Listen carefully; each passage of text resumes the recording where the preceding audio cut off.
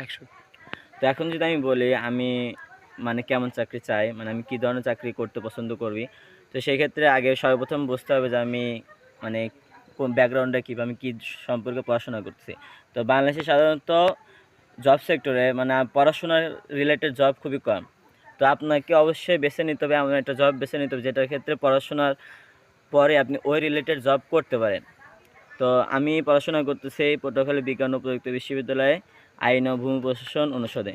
তো যেহেতু আমি লয়ার স্টুডেন্ট, সেক্ষেত্রে আমাদের অনেকগুলো স্কোপ থাকে, যেমন আমরা বিসিএস দিতে পারি, বিজিএস দিতে পারি, যেখানে অন্য কেউ পরীক্ষা দিতে পারে না। বিজিএসের মাধ্যমে বাংলাদেশ জুডিশিয়াল ম্যাজিস্ট্রেট অথবা জাজ হয়, এছাড়া বার কাউন্সিল, তারপরে লিগ্যাল অ্যাডভাইজার। তো এছাড়াও ভার্সিটি স্টুডেন্ট মানে ভার্সিটি টিচার হতে পারে। তো অনেকগুলো অপশন থাকে।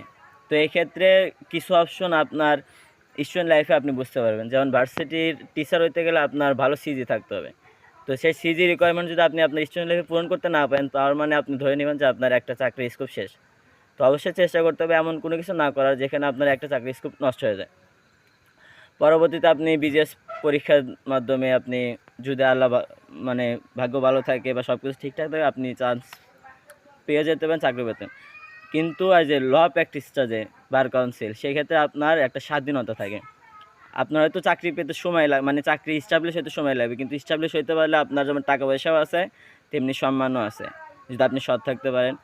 তো সেইখানে লর ক্ষেত্রে বার কাউন্সিল এক্সাম দিতে হবে, তারপরে একজন অভিজ্ঞ যে লয়ার থাকে তাকে শিক্ষানবিশ থেকে তারপরে 5-10 বছর পরে একটা মোটামুটি মানে ইনকাম আসে। এই 5-10 বছর সার্ভাইভ করার মতো অবশ্যই সক্ষমতা রাখতে হবে, যে ফ্যামিলিগতভাবে সক্ষমতা থাকে। সেই ক্ষেত্রে সবচেয়ে বেস্ট অপশন হলো লয়ার হওয়া, মানে অ্যাডভোকেট হওয়া।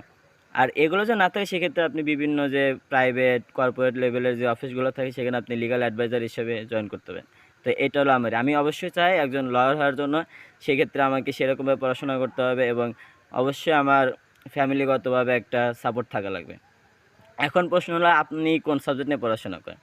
আপনি যদি অ্যাকাউন্টিং নিয়ে পড়াশোনা করেন, অবশ্যই আপনার আগে যে দেখতে হবে যে অ্যাকাউন্টিং নিয়ে পড়ে কী কী হওয়া যায়।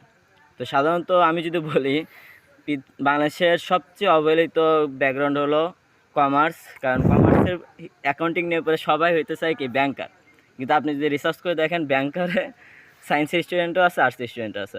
তো এটা আমাদের সবচেয়ে বড় ভুল ধারণা যে অ্যাকাউন্টিং নিয়ে পড়লেই ব্যাংকার হওয়া যায়। ব্যাংকার আপনি অন্যান্য ব্যাকগ্রাউন্ড থেকে হতে পারবেন। তো অবশ্যই চেষ্টা করতে হবে এমন কিছু করা যেটাতে আপনি ভালো ফিল করেন, আর অবশ্যই আপনার ব্যাকআপ রাখতে হবে।